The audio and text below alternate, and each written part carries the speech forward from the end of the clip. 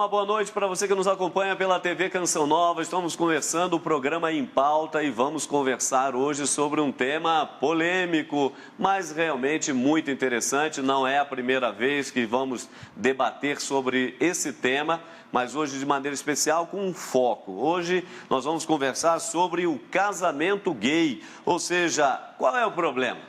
Queremos debater exatamente essa última resolução do Conselho Nacional de Justiça e, a partir dela, os desdobramentos, inclusive a fala do Papa Francisco durante a sua vinda aqui por ocasião da Jornada Mundial da Juventude. Mas isso você vai acompanhar já já. Agora, porém, nós vamos conhecer os nossos convidados aqui, claro, nos nossos estúdios em Belo Horizonte. Estamos aqui na Avenida Isabel Bueno, número 400, no bairro Jaraguá. Temos a presença sempre amiga já de muitos anos do nosso querido Frei Antônio Moser, diretor-presidente da Editora Voz e doutor em teologia. Frei Moser, boa noite. Um tema polêmico, né, Frei? Muito boa noite, Padre Hamilton. A gente fica meio assim hesitante, não é, de abordar esse tema. Mas nós temos que sempre nos defrontar com a realidade. E os telespectadores não se escandalizem, porque nós aqui não vamos dar soluções. Nós vamos tentar ajudá-los a pensar de uma maneira tranquila sobre algo que existe e que nós devemos nos posicionar com muita tranquilidade. Tá certo, Frei Moser. E uma ajuda mais do que necessária aqui é justamente alguém que trabalha no meio jurídico, né, e que vai poder nos pontuar aqui em questões realmente importantes. E aí nós recebemos pela primeira vez aqui no nosso programa, com muito carinho, a doutora Ana Carolina Brochado Teixeira. Ela é doutora em Direito Civil e atualmente também leciona no Centro Universitário UNA, aqui de Belo Horizonte. Ela especialmente leciona aí na área do direito familiar, não é? E sucessão. Doutora Ana, boa noite, seja bem-vinda ao Em Pauta. Boa noite, muito obrigada. E é importante mesmo, né, essa interlocução, essa interdisciplinariedade aí, né, que vocês estão se propondo para podermos pensar em conjunto sobre essa questão, que de fato é uma questão muito interessante. Tá certo. E aqui no nosso programa, para abrir o programa, abrir o primeiro bloco, não é? Nós vamos então à nossa matéria inicial para que você em casa, com não somente olhos, ouvidos, mas no seu todo, possa contemplar o que nós vamos conversar nessa noite. Realmente, como falamos, um tema importante. Só acompanhe aqui na nossa tela. Os cartórios de todo o país não podem mais se recusar a celebrar casamentos civis entre pessoas do mesmo sexo ou deixar de converter união estável homoafetiva em casamento, sob pena de serem acionados judicialmente. A mudança ocorre depois que o Conselho Nacional de Justiça, o CNJ, publicou a resolução número 175, que proíbe as autoridades competentes a se recusarem a habilitar, celebrar o casamento civil ou converter união estável em casamento entre pessoas do mesmo sexo. As atividades dos cartórios são fiscalizadas pelo Poder Judiciário. A decisão foi tomada no dia 14 de maio, durante a sessão de número 169. O Conselho Nacional de Justiça se baseou no julgamento do Supremo Tribunal Federal, que considerou inconstitucional a distinção do tratamento legal às uniões estáveis homoafetivas. Também levou em conta a decisão do Superior Tribunal de Justiça, que julgou não haver obstáculos legais à celebração entre pessoas do mesmo sexo. Para a Igreja e alguns especialistas, o direito ao patrimônio, constituído pelo esforço comum, já está assegurado pela legislação corrente. Da mesma forma, o direito de se associar para partilhar patrimônio e herança também já estão assegurados. Portanto, não seria necessário recorrer ao chamado casamento gay. No entanto, a polêmica continua. Casamento gay, qual é o problema? No Em Pauta desta noite. Tá aí, deu para você se situar, não é, do que vamos conversar e realmente, né, qual é o problema? Aliás, muitas questões se levantam aí e nós queremos aqui colocar mais algumas, mas também iluminar a reflexão, não é, com muita calma, com muito respeito, com muita civilidade, porque o que nós temos acompanhado ultimamente também, às vezes, por certos movimentos, não é? É uma coisa um pouco quase que animalesca, e isso aí não é nada bom, não faz bem nem à democracia, nem ao direito das pessoas, tanto de um lado quanto do outro, não é verdade? Frei Moser, já essa primeira questão, a igreja, inclusive na matéria inicial aqui eu dizia, não é? E a posição da Conferência Nacional dos Bispos do Brasil, a CNBB, de que, claro, a união civil de pessoas do mesmo sexo, de duas pessoas do mesmo sexo, com direito à herança, etc. e tal, divisão de bens, patrimônio.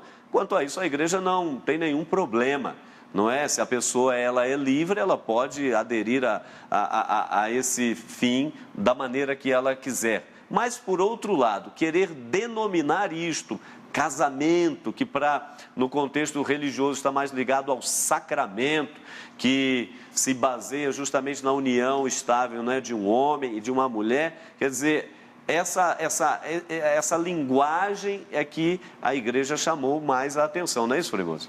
Sem dúvida nenhuma, a igreja só tem que respeitar a decisão de duas pessoas adultas e fazer qualquer contrato. Não é? Mas aí tem dois problemas. O primeiro é exatamente esse na linha da linguagem, não é? Casamento, então diga união civil ou coisa que valha, não é? Mas casamento reservar para as celebrações realmente homem e mulher. Aí outro problema que eu vejo é exatamente esse, que em geral não é levantado. Se a Constituição já previa essa possibilidade, por que uma nova sentença, um novo texto? E, sobretudo, você é obrigado a executar. E onde é que fica a objeção de consciência?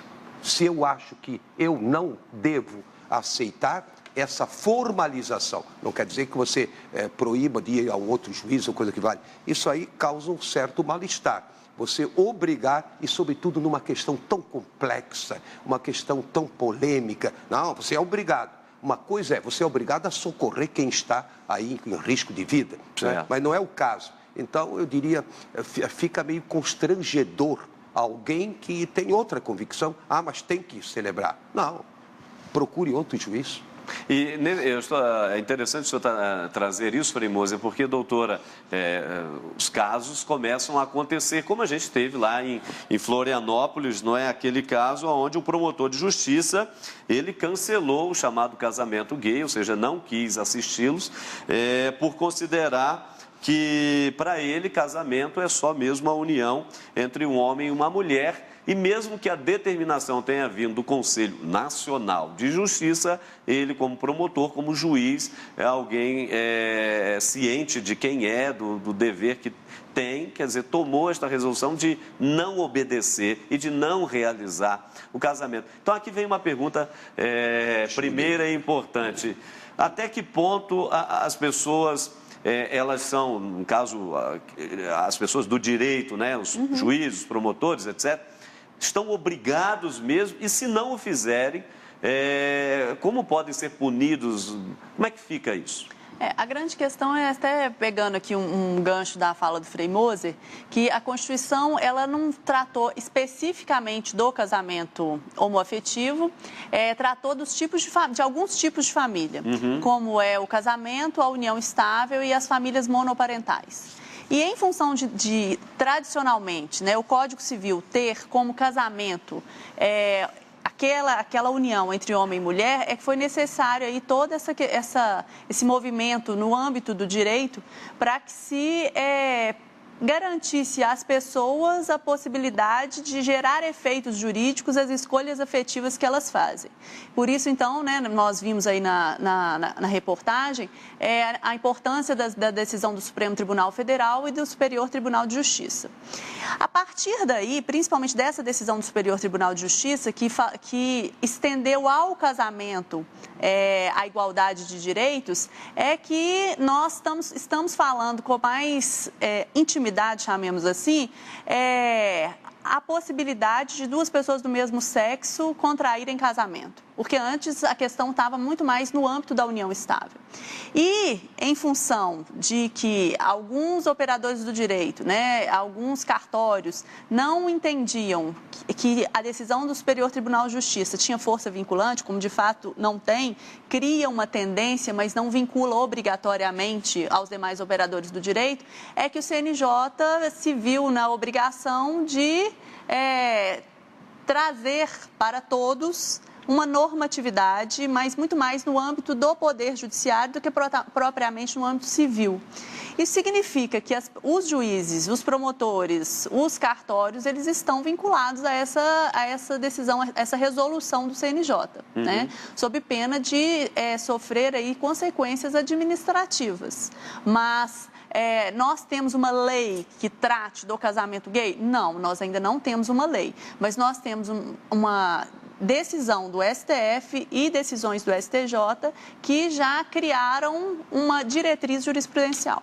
Mas será que o caminho, doutora, nós nos perguntamos, enquanto sociedade, enquanto pessoas livres, será que esse seria o caminho um pouco dessa obrigatoriedade, da determinação, excluindo, inclusive, o que o Frei chamava a atenção da chamada objeção de consciência, quer dizer, a pessoa tem ou teria, em primeiro lugar, assim como alguém opta por conviver, coabitar com outro do mesmo sexo, é um direito que lhe assiste e ela é livre para fazê-lo, embora a sociedade mundial, a sociedade nacional, a nossa sociedade ainda é muito patriarcal, obviamente, tem a forte influência do cristianismo, obviamente. Então, para a sociedade ainda é uma novidade, como há tempos atrás se tinha a questão também da libertação dos escravos, como também se tinha a questão da marginalização da mulher, etc. e tal. Quer dizer, a sociedade está caminhando também para essa conquista, mas fazê-la desta maneira, será que seria o caminho? Essa é a pergunta. O grande problema é se todos os oficiais registradores, por exemplo, alegassem objeção de consciência e nenhum deles fizesse ou realizasse a efetivação dos direitos das pessoas. Por isso a coerção, né? Que o direito ele funciona um pouco dessa forma, na coercitividade. Né? É uma característica imanente do nosso ordenamento jurídico. Então, a lei vem, e aí essa resolução tem essa finalidade, de uma forma mais abstrata e geral, para quê? Para que sejam garantidos os direitos das pessoas. Eu compreendo, né, essa questão da objeção de consciência, e isso é muito uma questão a ser pensada, a ser refletida também, obviamente, tanto nessas questões tormentosas, quanto em questões biojurídicas também, mas a ideia é que os direitos das pessoas que fazem essas opções possam ser resguardados, né? Porque se todos os oficiais falam, não, todos alegam objeção de consciência e não realizam o casamento. Essa é a ideia, resguardar os direitos daquelas pessoas que fazem as opções, direitos civis, né? De fundo, inclusive, constitucional. Provavelmente não seriam todos que iriam se negar, não é? Eles partem do pressuposto que um ou outro não vai aceitar, vamos obrigar. Isso, para mim, me soa, assim, um pouco autoritário demais, não é? Sim. Mesmo respeitando o direito, a gente quer prezar, principalmente nesse momento histórico que estamos vivendo no Brasil. Não, vamos prestigiar os nossos organismos jurídicos, né? E as normas jurídicas. Agora, a objeção de consciência, eu acho que também tinha que ser levada em consideração, não é? Que, então, o profissional justificando, não é? Encaminhe para um outro, porque nunca vai haver uma negação por parte de todos os juízes, não é? E seria uma outra pessoa que acha que não. Senão, você começa a dar ao direito o direito de violar a intimidade das pessoas. Eu diria, é um autoritarismo. O direito deve garantir também o direito do juiz, e não só o direito, vamos dizer, da pessoa interessada. Agora, doutora, ainda no âmbito da questão do casamento gay, propriamente dito, uma vez que alguns optam em não fazê-lo, como temos acompanhado, e outros optam por fazê-lo. O que garante, do ponto de vista da lei, o casamento gay? Que garante, o que a lei salvaguarda para as pessoas do mesmo sexo, dois homens ou duas mulheres que resolvem não estabelecer a sua convivência do ponto de vista jurídico. Que garantias eles têm ali do ponto de vista da lei? As mesmas garantias, por exemplo, uma união tida como normal, vamos dizer assim, de um homem e de uma mulher, não que esta não seja, mas com as suas contradições próprias. Mas que garantias eles têm assegurados a partir de então? Nós não temos ainda um arcabouço jurídico, no sentido legislativo, que aborde essa questão. Então, nós não temos uma lei que discipline. É possível o casamento gay que gere esse efeito. Nós temos uma disciplina da jurisprudência. Então, hoje, jurisprudencialmente, nós temos garantido aos casais homoafetivos os mesmos direitos dos casais heteroafetivos, seja quando eles optam por uma união estável, seja quando eles optam pelo casamento, como, por exemplo, partilha de patrimônio, herança, direito aos alimentos no eventual divórcio. Então, todas essas garantias que nós temos aos dois, que o próprio Código Civil dá ao casal heteroafetivo, nós também temos a aplicação extensiva aos casais homoafetivos. Ok. Frei Moser, aqui tem uma outra questão um tanto delicada, porque nós temos acompanhado justamente as manifestações, não só a luta pela democracia, a luta pelos direitos, como o Brasil que foi às ruas nos últimos meses, mas também temos acompanhado essas manifestações por parte do chamado movimento gay, ou seja, desse movimento que, junto aos seus representantes, quer seja no âmbito político especialmente, estão lutando pelos seus direitos e levantando a sua bandeira. Mas, por outro lado, também temos aí sempre os mais enervados que, tentando, inclusive, leis que cerceiem qualquer forma do que eles consideram de crítica, não é? Ou seja, de discriminação, etc. E aí dizem que nesse contexto não se pode manifestar nenhuma opinião contrária.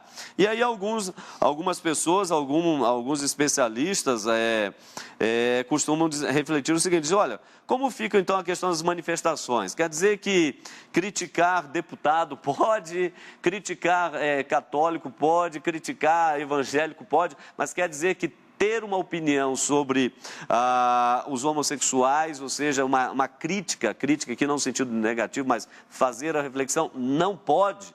Quer dizer, não existe até que ponto é delito expressar a própria opinião, porque algumas camadas mais enervadas quase que não permitem a expressão das opiniões, não é verdade? Então, quer dizer, cria-se aí um clima tenso. Eu gostaria de fazer uma comparação com o movimento feminista da década de 60, em que veio com aquela força. Inclusive, eu estava nos Estados Unidos celebrando uma missa, num inglês meio quebrado. De repente, na hora da consagração, a mulherada toda avançou para o altar. Eu levei um susto, falaram: nós também queremos celebrar, né? Muito bem. Então, havia, eu diria, uma certa força para se impor. Hoje, ninguém mais faz objeção, se a maior participação, menor participação, ou seja, a mulher garantiu os seus direitos. Mesma coisa eu viria no caso dos homoafetivos, não é? Sem dúvida, há muita discriminação e ninguém deve ser discriminado. A igreja sempre sustentou, justamente o Ratzinger, que era considerado tão rigorista, etc., não é? Sempre sustentou: não podemos discriminar alguém por sua tendência ou por qualquer outro motivo. Então, temos que respeitar as pessoas, o que não significa que você concorde com elas, não é? Perfeito. Em tudo. Muito bem. Agora, eu imagino que seja um primeiro momento levantar a bandeira com força. Agora, se passasse uma lei nesse sentido, não é? De que a criminalização da chamada homofobia, tem que tomar muito cuidado. Isso tem que ser muito bem elaborado, circunscrito, porque senão nós aí, por exemplo, nos seminários, nós mandamos embora alguém, ele diz: fui mandado embora porque eu sou gay, e talvez nem seja. Ou mesmo numa empresa: me mandaram embora porque eu sou gay, você vai ser criminalizado. Então tem que ser muito bem trabalhada essa questão. Eu acho que tudo isso requer tempo, requer reflexão e justamente debates, não é? Onde você não tem uma certeza. Que todos nós apreciamos enormemente a colocação, né, do Papa Francisco. Não, quem sou eu para julgar uma pessoa? Agora, outra coisa é o lobby Lobby significa quem não vem conosco cai fora. Ou seja, nós é que estamos certos, os outros são todos errados. Então, a absolutização, a radicalização, como o contrário também é verdadeiro. Né? Tá certo. Nós vamos, Frei Moisés, dar uma primeira paradinha aqui. Vamos continuar ainda nessa questão dos lobbies, não é? Quer seja de um lado ou do outro, enfim. E vamos fazer isso, continuar isso no nosso segundo bloco. Então você não saia daí, porque já já estaremos de volta com o nosso programa em pauta. Um minuto só.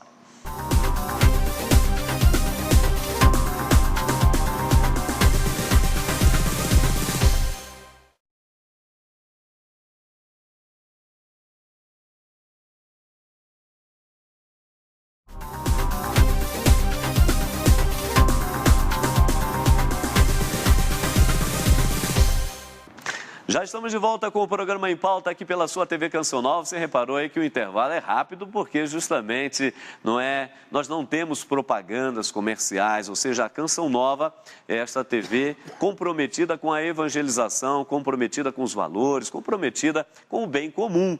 E aqui o programa em pauta tem a oportunidade de partilhar, de conversar com você toda semana essas coisas relacionadas à vida, ao cotidiano, ao bem comum, ou seja, aquilo que nos enriquece muito mais do que aquilo que nos divide, não é verdade? Então, em primeiro lugar, o nosso agradecimento, o nosso carinho muito especial a você que está conosco, que colabora conosco, que evangeliza conosco nessa missão realmente extraordinária de levar a boa nova e iluminar com o Evangelho a vida e a vida cotidiana, tá certo? Então, muito obrigado. Aqui no nosso segundo bloco, nós temos sempre uma literatura relacionada ao tema que debatemos durante o programa. E aqui eu quero fazer uma indicação para você desse livro do Roberto Patrus, Ética e Felicidade, a aceitação da verdade como caminho para encontrar o sentido da vida.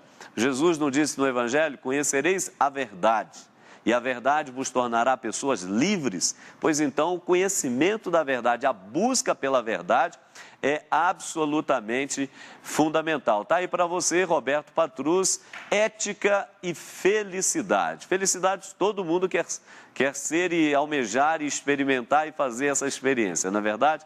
Mas precisa sê-lo com ética. Então, a aceitação da verdade como caminho para encontrar o sentido da vida. Também aqui, do querido professor Felipe Aquino, vai aqui um grande abraço ao professor. Vamos, no ano que vem, ter uma peregrinação em 2014 para a Polônia, não é? A sede da próxima Jornada Mundial da Juventude 2014. Você não perca não, eu e o professor Felipe Aquino vamos estar juntos nessa peregrinação à Polônia, nos caminhos de João Paulo II e da misericórdia.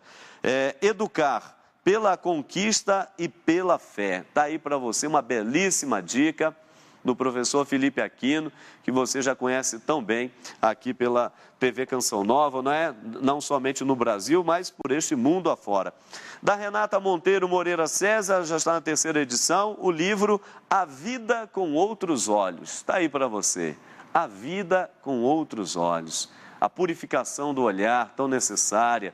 Olhar a vida de uma outra maneira, com uma outra ótica, realmente não é tão urgente e necessário para os nossos dias. E além de outros livros que nós temos aqui na nossa estante, que aparece o endereço na sua tela, como você pode acessar, adquirir, ligar para a gente, para ter esse produto e continuar a reflexão que a gente vai provocando aqui no nosso programa em pauta. Estamos conversando hoje sobre este tema realmente mais do que polêmico, eu diria, interessante, necessário. E temos que debater sobre ele, todos nós, igreja, sociedade, movimentos, militâncias, partidos, enfim, nós precisamos debater um pouco mais, um pouco melhor, sem arbitrariedade, sem totalitarismo, sem esse tipo de acusações, muitas vezes, porque senão a gente não chega em lugar nenhum, não é verdade? Estamos conversando sobre o casamento gay.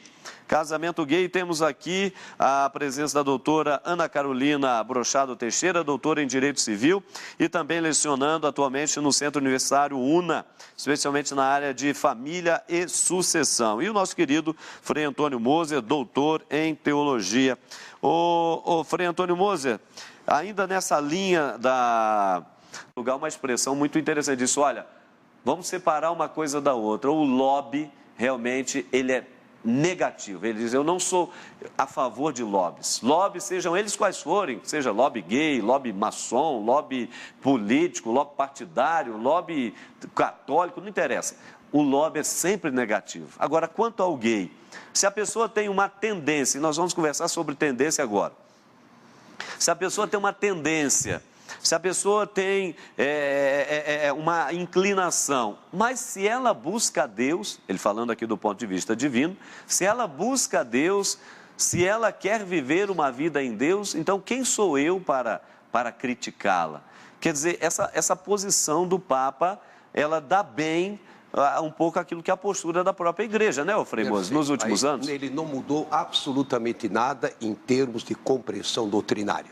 Temos que respeitar as pessoas, eu não sou juiz de ninguém, não é? Mas outra coisa é uma ideologia, qualquer uma que seja, e que quer forçar nessa direção, não é, uma adesão. Agora, você levantou uma questão, Padre Hamilton, que eu acho muito importante. O direito, não é, dos que têm uma tendência, você usou a palavra tendência, não foi por acaso, afetiva para uma pessoa do mesmo sexo. Ora, eu posso ter tendência para o álcool e não beber. Eu posso ter tendência a meter o pé no acelerador, não é, muito profundamente, e não fazer, não é? Então, uma tendência é uma coisa. Ninguém é responsável por tendências, aí começa. Outra coisa já são comportamentos, não é? Então, tem certas distinções, mas a grande distinção, e eu acho que não é feita e que deve ser feita, inclusive esse direito, não é, de contrair matrimônio, ou no caso aí, contrair matrimônio, é a distinção entre homossexual, eu diria assim, estruturado, ou seja, ele é ou ela é, ponto final. Você pode bater, pode fazer o que quiser, ou nasceu assim, ou sempre se conheceu assim, ou evoluiu, etc. Então, é profundamente, a sua identidade é essa. Outra coisa, aí não dá para padronizar. O grande problema é padronizar. Tem alguém que, dentro de uma fase da vida, quem sabe na adolescência, teve aí uma certa inclinação, quem sabe alguma experiência nessa linha mesmo de comportamentos, mas lá no fundo é heterossexual, ou um hétero, não é, que depois se descobre homossexual. Eu conheço pessoas que casaram, tiveram filhos e depois simplesmente separaram e foram viver um homem com outro homem, a mulher com outra mulher. Então, temos que separar esses níveis. Tem um nível de grande profundidade. Nós temos que respeitar. Tem um nível, eu diria assim, ocasional. A gente tem que ajudar a pessoa a discernir. O lobby não deixa discernir. Exato. Esse é o problema. Então, discernir, vem cá. Procura aí alguém que possa ajudar a encontrar a sua identidade, porque senão você não vai se realizar, vai ser infeliz, não há dúvida nenhuma. E depois tem aqueles que ocasionalmente, assim, tiveram alguma manifestação e, sobretudo, superficialmente. Uma coisa assim levezinha. Você vai empurrar todo mundo dentro de um mesmo compartimento? Eu acho que não. Nós temos que tomar atenção em relação à padronização. Todo homossexual é. Não, isso não vale. Toda mulher é. Não. Cada um tem sua identidade própria. O homossexual tem sua identidade própria. Quando alguém me diz, eu sou homoafetivo, não me falou nada. Não me falou nada, porque não é? Cada um tem sua identidade. Eu quero saber que tipo de homoafetivo você é, como você procede, como você se comporta. A mesma coisa o heterossexual. Eu sou heterossexual. Não me disse nada. Depende como você, vamos dizer, conduz a sua vida, os seus comportamentos. E aí que o Papa acentua. Muitas pessoas que têm essa tendência homoafetiva, inclusive eu vou tomar a liberdade de citar o meu livro, não é? Aí sobre o enigma da esfinge e a sexualidade, para ilustrar. Um homoafetivo, não é? Um baita de um homem e com um vozeirão assim imponente, ele me convidou para ter um diálogo com ele. E eu fiquei meio assim, mas eu não sabia quem era. E aceitei o diálogo. Ela falou, em primeiro lugar, meus parabéns, porque você distingue. Eu sou homossexual. Na época se falava mais homossexual do que homoafetivo. Mas eu não sou aí, assim, alguém que fica estrilando. Ele usou uma expressão, assim, um pouco banal, né? Eu sou homossexual, mas eu não concordo, assim, com aquele narcisismo, aquele querer mostrar-se, assim por diante. Achei muito interessante. Mas ele mesmo me falou o seguinte, eu tenho correspondência intensa com pessoas que têm tendência homoafetiva, são profundamente espirituais, religiosas, buscam a Deus. Ponha no seu livro. Achei muito interessante. Ponha no seu livro. Tá certo. Olha, nós vamos aqui agora para as ruas. Doutor, peraí, só um pouquinho, a gente vai passar aí para a senhora. E eu ainda tenho uma pergunta aí, bem interessante com relação, doutora, àquilo que há pouco ainda vivemos, que foi chamada cura gay, né? Que deu uma outra polêmica aí. Mas antes vamos às ruas e perguntamos às pessoas o seguinte, e aí, você é a favor ou contra o casamento de pessoas do mesmo sexo? E por quê? Vamos ver o que as pessoas responderam. Eu não sou contra, não. Cada um tem sua opinião, não é? Eu acho que todos têm seus direitos. Para mim é diferente. Contra. Contra. Eu acho que a natureza, nós não fomos feitos dessa forma.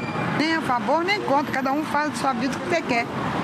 Sou a favor. Eu acho que todo mundo tem direito de se amar de qualquer forma. Entendeu? Ser feliz com um casamento gay ou ser feliz no hétero, eu acho que o que vale mesmo é a pessoa se amar e ter que respeitar as diferenças. Eu sou a favor. Cada um tem o direito de se expressar do jeito que quer. Se a pessoa ama outra pessoa do mesmo sexo, poderia se expressar, podemos falar assim, dentro da lei. Eu sou a favor, porque são duas pessoas, como quaisquer outras, que se amam e têm o direito de ficar juntos, só por isso. Eu sou a favor também. Eu acho que todo mundo tem direito de ser feliz, independente da escolha que fizer. Só isso.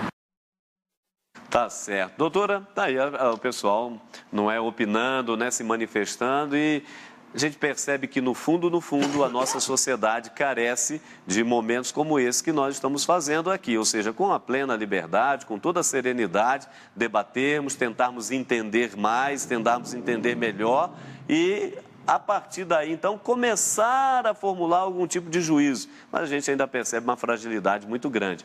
E isso não se dá apenas no nível da sociedade, das pessoas propriamente dita, mas às vezes até nas instâncias de decisão. Como a gente teve esse episódio aí um pouco desastroso da chamada cura gay. Sim. Não é que ali, mais por um movimento religioso, se tentou imprimir essa lei, não é? A partir da Comissão de Direitos Humanos, que tem o seu presidente que anda bastante questionado pela sociedade e que a partir de então não se chegou a lugar nenhum, porque a Câmara Federal então vetou, quer dizer, a coisa foi arquivada e só pode voltar em 2014 ou 2015, a princípio 2014. O que a senhora diz disso? Porque a gente está falando aqui de arbitrariedades, não é? De pessoas que simplesmente querem ir na base do lobby. E isso é de um lado ou de outro, quer dizer, é muito complicado. Sim, a ideia é que a visão do direito sobre isso é garantir às pessoas que elas se realizem. Nós temos na nossa Constituição Federal, no primeiro artigo, que seria aí a base da Constituição da República, a dignidade da pessoa humana. Isso significa o quê? Que o direito tem que garantir às pessoas manifestações existenciais que possam realizá-las de acordo com o próprio projeto de vida. E se a opção sexual homoafetiva ou heteroafetiva, ela deve, né, de preferência com plena consciência do que está fazendo, é isso que elas devem e podem fazer. E o dever da Constituição e por consequência, na perspectiva jurídica também dos operadores do direito, é resguardar essas manifestações. Então, qualquer imposição disso, ao contrário disso, é uma situação complicada, como, por exemplo, a cura gay, visto essa manifestação de liberdade, de orientação sexual, como uma questão de doença. E não é muito por aí, né? É resguardar a liberdade, eu acho que essa é a ideia. Tá certo. Respeitando a sua colocação, eu acho perfeita, eu concordo. E o ministro, o que ele é ministro, o que ele é, a gente nem sabe, né? O fato é que ele é anti-gay, né? Isso é certo. Eu diria, cabe ao poder público e, sobretudo, às instâncias de educação, ajudar as pessoas a discernir a sua identidade profunda. Isso eu chamaria cura, no sentido de alguém que não é e que está entrando na onda. Então ele acaba se pervertendo, não é? Porque ele entra na onda na inautenticidade. Então, nesse sentido, se poderia, vamos dizer, mas a palavra é desastrosa. A palavra cura. que foi... a palavra é muito... Poderia, digamos, insistir no discernimento, procure saber se é isso mesmo, etc, etc. Porque muita gente simplesmente embarca, hoje é moda, todo mundo vai atrás. Não pode ser por aí, né? É como a questão das passeatas, né? Não, tá tendo a passeata, mas por que estão brigando? Estão objetivando o que? Não sei, interessante, vamos lá, quer dizer, não dá. Outra coisa ainda no tocante às manifestações, eu não sei agora, a doutora aí nos ajude, eu tenho a impressão que essas manifestações, elas são financiadas. Né? Pela prefeitura, pelo Estado e, inclusive, a nível maior. Ou seja, se for financiado, eu já acho uma injustiça, porque então eu também vou querer financiamento para outras manifestações. Traduzindo, tem problemas aí tem sombras que devem ser iluminadas. Frei Mose, segura aí, realmente nós vamos voltar a isso, nosso terceiro bloco, e aqui a coisa vai ficando realmente muito interessante, tem muita coisa ainda para a gente conversar, mas vamos fazer isso no nosso terceiro bloco. Então não saia daí, porque já retornaremos com o nosso programa para o terceiro e último bloco. 1 minuto só.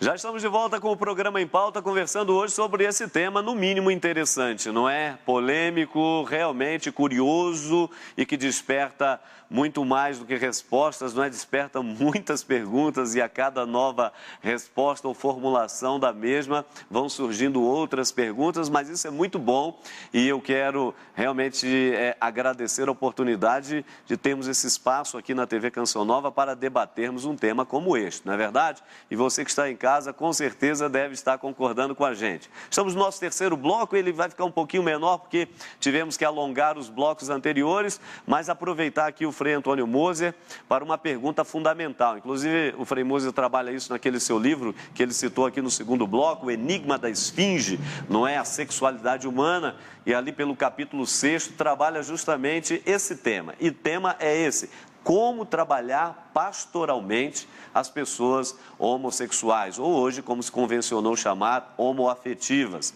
Mas antes do Frei, eu quero perguntar aqui à doutora Ana o seguinte: doutora, realmente o que a gente percebe é que em meio a toda essa movimentação, e o Frei Moser chamou bastante atenção disso no segundo bloco, aqui ao finalzinho, acho que vale a pena a gente retomar aqui no terceiro bloco, que por trás dessas luzes todas você tem algumas trevas, ou seja, por trás dessa aparente boa vontade você tem um certo movimento, uma certa militância, gente patrocinando, um tipo de coisa que aparentemente é bom, obviamente, mas que tem elementos também que não são tão bons assim.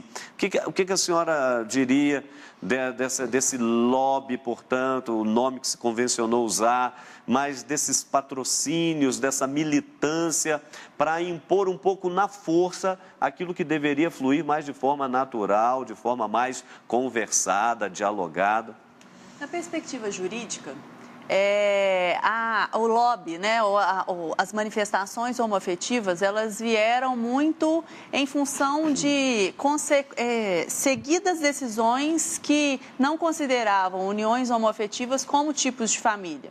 E isso acabava marginalizando muito aquele, por exemplo, que tinha uma vida em comum durante 30 anos, o companheiro faleceu e ele ficou sem qualquer direito. Então, a militância veio para tentar reverter a situação, para tentar se fazer compreender que aquela união entre pessoas do mesmo sexo também era um tipo de família.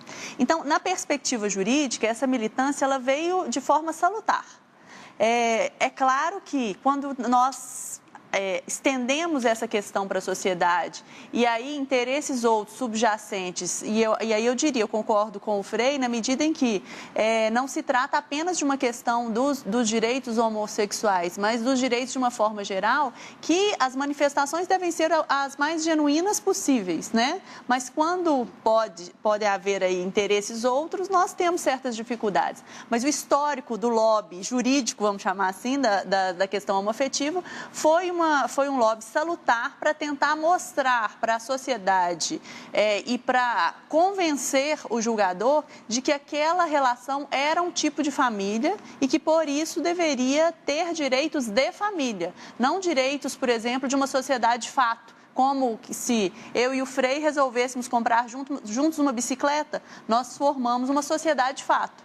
E aquelas uniões de 30 anos, 20 anos, 10 anos, que de fato vivenciaram uma família, estavam sendo tratadas dessa forma, como uma questão comercial. E era isso que essas manifestações buscavam reverter. Tá certo. Vamos colocar um outro elemento na conversa aqui. Diga, Frei. Não, eu digo com direitos e também obrigações. Claro. Vamos colocar um outro elemento na conversa aqui, porque a senhora chamou a atenção do termo família, que é um termo bastante complexo. Porque nós fomos às ruas e perguntamos às pessoas, e vamos acompanhar agora. E aí, o que você acha da adoção de crianças por parte de pessoas, de casais homossexuais? Vamos ver o que as pessoas responderam. Na minha concepção, acho que não. Porque é uma coisa assim meio complexa assim, né, para criança depois na fase adulta, né? Entender o que é ela vai querer entender o que é pai e quem é mãe na questão, né? Fica meio complicado explicar isso para ela, né? Eu acho, na minha opinião, que não devia. Sim, por que não? Eu acho que devem ter o mesmo direito, sim, desde que sejam pessoas idôneas, né, que estejam empenhadas realmente em adotar uma criança, empenhados em educá-las direito, com carinho, com amor. Eu acho que é a mesma coisa que um casal hétero. Eu acho que não é nem questão de direito, eu acho que não importa o que eles fazem entre eles, como eles querem viver a vida. Mas colocar uma criança inocente para compartilhar disso, que não tem escolha, eu acho que é da nossa responsabilidade mostrar para eles o que é o certo e o errado. Não digo nem que é errado, mas eu acho que não. Acho que sim. São pessoas que escolhem essa opção, né? Eu acho que a gente não pode julgar se elas escolherem e sim. Se elas querem ter um filho, elas têm o direito de ter um filho, independente do sexo delas ou não. Sim, porque tem muitas crianças abandonadas, carentes de um cuidado, de um afeto, que pessoas têm plenas condições de oferecer. Aí, Frei Moisés, olha, uma questão bastante delicada, igualmente, porque repare o seguinte, as pessoas mais jovens, quando escutadas, quando vão responder, respondem de forma mais positiva. As pessoas já mais velhas, mais experimentadas na vida, etc. e tal, respondem de uma outra maneira, normalmente são contra, porque aí tem o problema da criança, no sentido de que ela não tem escolha, etc. e tal. Como é que fica essa questão, Frei Moisés? Porque uma coisa que o movimento homossexual defende, por exemplo, o que vale a formação da personalidade. Claro, se você criar uma criança como sendo, por exemplo, embora sendo biologicamente um homem, mas você colocar na cabeça dele que ele pode ter uma alma feminina, vamos dizer assim, ele pode acabar desenvolvendo isso, porque o comportamento pode ser modificado conforme a instrução que recebe. Mas ainda que a formação da consciência da pessoa seja formada dessa maneira, o dado da natureza sempre vai dizer o contrário, né? Porque se eu estou diante de um homem, eu não estou diante de uma mulher. Então, quer dizer, é uma coisa assim muito complexa. Mas qual é o parecer que o senhor tem em relação à questão de adoção de crianças por parte de pares homossexuais? Eu vejo grandes dificuldades. Alguém lá colocou com muita propriedade, primeiro, pessoas idôneas. Tem muitos heterossexuais que adotam uma criança e não são idôneos. É verdade. Então, isso aí eu acho muito importante. Agora, veja que já estão partindo para a reprodução assistida. Não é? Vai alugar, digamos, através do laboratório, alugar um útero, não é, de uma mulher para que ela gere um filho que serão dos dois homens ou das duas mulheres. Traduzindo, você vê os desdobramentos. Eu, pessoalmente, vejo com muita reticência, não é? Embora, teoricamente, Você pode ter 2 homossexuais que, de fato, respeitem a identidade. Essa criança vai ser heterossexual? Ela vai ser heterossexual. Não é? Teoricamente, sim. Agora, do ponto de vista psicológico, eu vejo problemas da identidade. Com quem vai se identificar. E o fato é que a psicologia, normalmente, até hoje, ela sustenta que a diferenciação, ela ajuda, é um elemento fundamental na personalização. Senão você fica sem saber bem quem você é. Você fica sexo neutro. Não é? Quer dizer, isso que eu vejo um grande problema. Agora, sobretudo, a recorrer ao laboratório não tem nem discussão. Não é? Isso é um arbítrio inadmissível. Não, nós vamos querer ser pai, vamos querer ser mãe e vai ao laboratório. Isso eu acho que já ultrapassou. No tocante a acolher, de fato, oficialmente, a igreja, ela sempre pôs resistências no sentido de dizer, não, temos que respeitar, como a senhora colocou, temos que respeitar a criança. E se nós colocarmos nessa situação, agora aí também vale o inverso. Não é? Uma criança homossexual, homoafetiva, não é? Que é filha de um casal, não é? Homem e mulher, também é a mesma coisa. Sempre haverá problemas. Não é? Para onde vamos, doutora? Aí fica essa é uma questão... Do ponto de vista jurídico. Do ponto de vista jurídico, é uma questão delicada também. Eu diria que, na escala das questões homoafetivas, essa seria a mais delicada, exatamente por estarmos inserindo uma criança que é tida pelo direito como uma pessoa em desenvolvimento, é nesse âmbito. Mas aí, o cuidado que o direito verifica é um cuidado que existe em toda e qualquer adoção. Porque no direito, o que se verificou, pelo menos na perspectiva jurisprudencial, ou seja, das decisões, é que o talento ou a possibilidade do exercício da autoridade parental, que é a obrigação que pais e mães têm para com seus filhos, não está atrelada à opção sexual. Ou seja, o exercício do poder familiar, da autoridade parental, da responsabilidade com a criação dos seus filhos não estaria atrelado à opção sexual. E um argumento que se utiliza muito, Frei, no âmbito do direito, pelas pessoas que defendem a união homoafetiva, é que se tivesse a certeza que filhos, né, de pessoas, de casais homoafetivos adotados todo pessoas homoafetivas, também não existiria essa mesma questão entre filhos de pessoas heteroafetivas, ou seja, todo casal formado por um homem e uma mulher, tendencialmente teria ali uma criança que seria heteroafetiva. Então, assim, no direito existe uma resistência, mas já existe uma sinalização favorável do Superior Tribunal de Justiça à possibilidade da adoção por casais do mesmo sexo. Neste caso, os cuidados são muito grandes, mas os cuidados na perspectiva que são necessários em toda e qualquer adoção. Por quê? Porque a adoção ela é irrevogável. Então, uma vez uma sentença judicial autorizando a adoção, não se rescinde mais aquela sentença. Então, um cuidado que deve existir mesmo em todo e qualquer processo de adoção, inclusive na adoção de casais homoafetivos. Tá certo. Olha, nós vamos ter que parar por aqui, Frei, uma última palavrinha mesmo. E a palavrinha que eu gostaria que o senhor colocasse, por favor, a partir dessa premissa, que eu acho que deve ficar claro para os nossos telespectadores, é de que a Igreja Católica, nesse caso, e nós aqui, de maneira especial, não estamos querendo levantar nenhuma cruzada contra os direitos das pessoas, a sua livre manifestação ou aquilo que pretendem. Mas a igreja, com sua tradição, com suas convicções, a partir do cerne da mensagem cristã, Frei Moser, o que seria necessário dizer, então, em termos de afetividade, sexualidade, para, neste momento, apresentar à sociedade a beleza do matrimônio, a diversidade? Sim. O que deixaria nesse momento? Não tenha dúvida, a diversidade e, sobretudo, você acolher a pessoa como ela é, não é?